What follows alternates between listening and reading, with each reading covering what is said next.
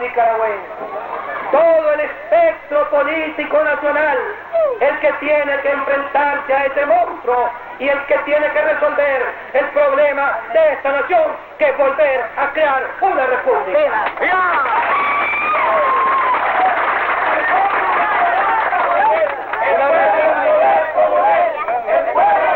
Una república en donde estén representados justamente todos los sectores. Una república en donde tenga empresarios como también el obrero, en donde gobierne el obrero y en donde gobierne el empresario. Una república en donde todas las ideologías sean aceptadas y discutidas, desde la ideología conservadora, pasando por lo liberal, por lo social cristiano, hasta la ideología comunista.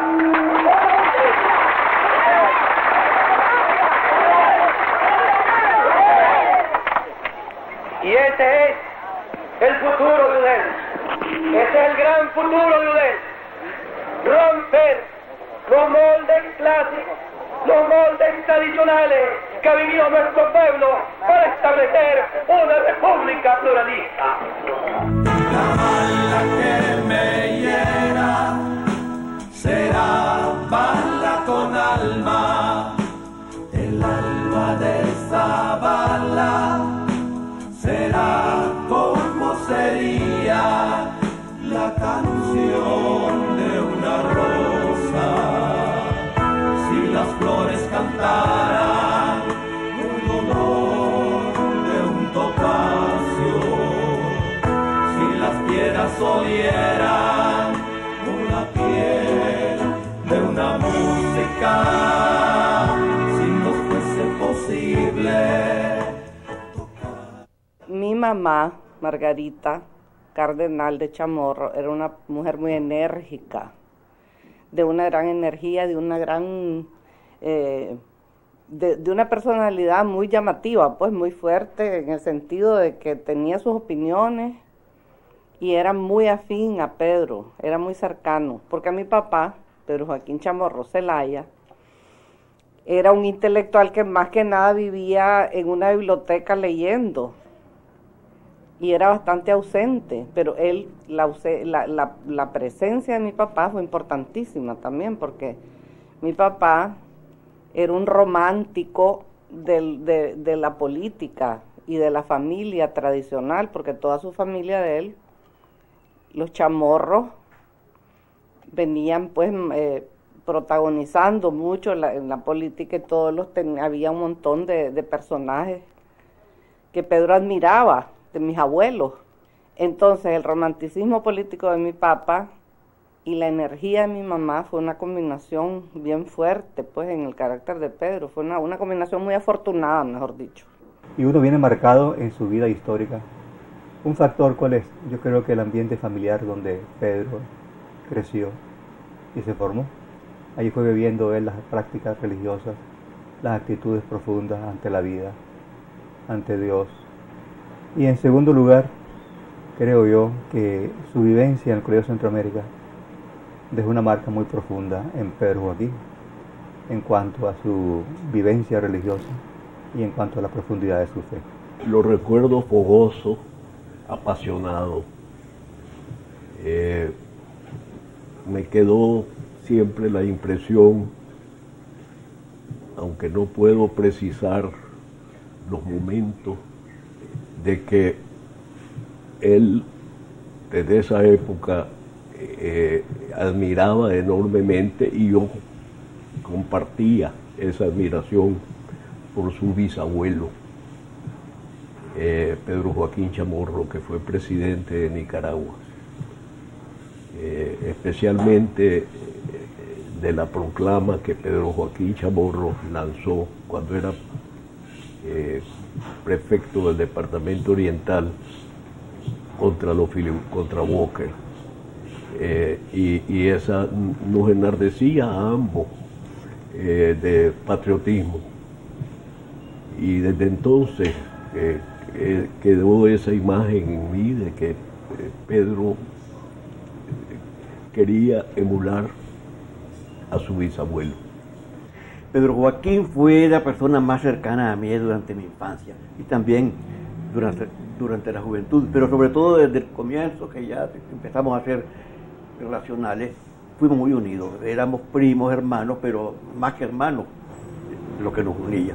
Y nos unió mucho desde el principio también una actitud de rebeldía, y desde el principio también de rebeldía política contra el somocismo.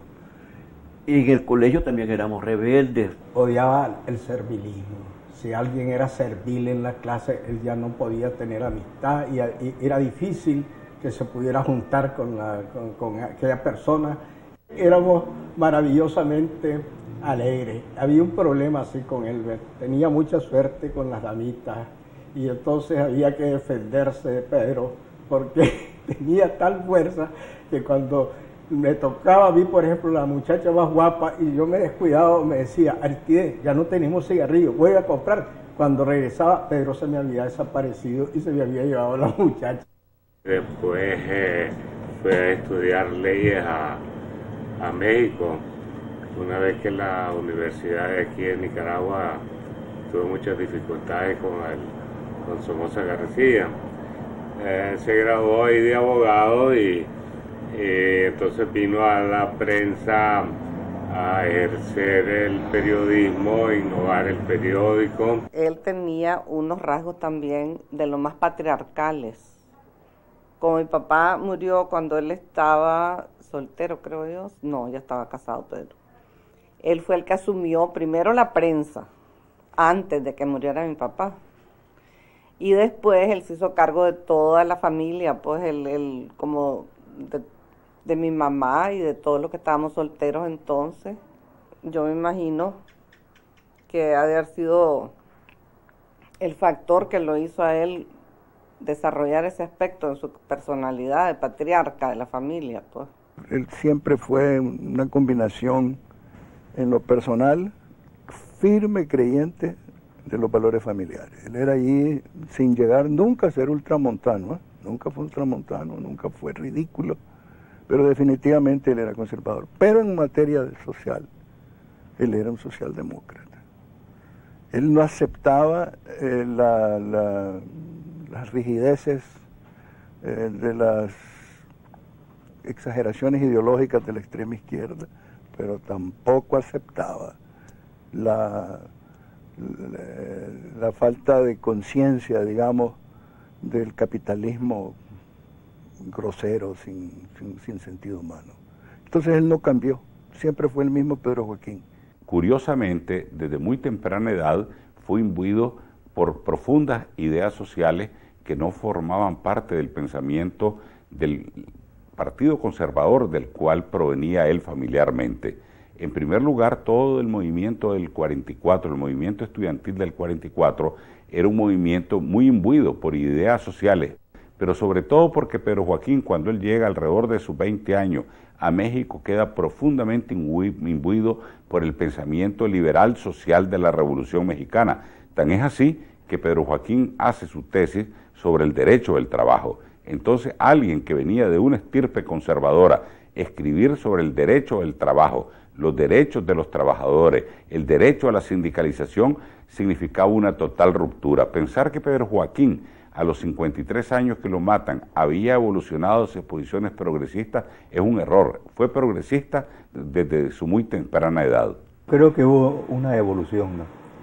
De pasar de una vivencia de fe tradicional, devocional, asistencia a misa, confesión, rezo del rosario, los valores pues tradicionales de las familias nicaragüenses. Pero por la vivencia, por las circunstancias históricas que estábamos viviendo en Nicaragua, una lucha contra una tiranía. Esas circunstancias fueron como el detonante para que su fe se profundizara más y llegara pues a temas que tenían que ver con la justicia, con el bien común, con la democracia. Y yo creo pues que en el caso de Pedro me da la impresión pues que lo hacía en el fondo motivado también pues por su fe.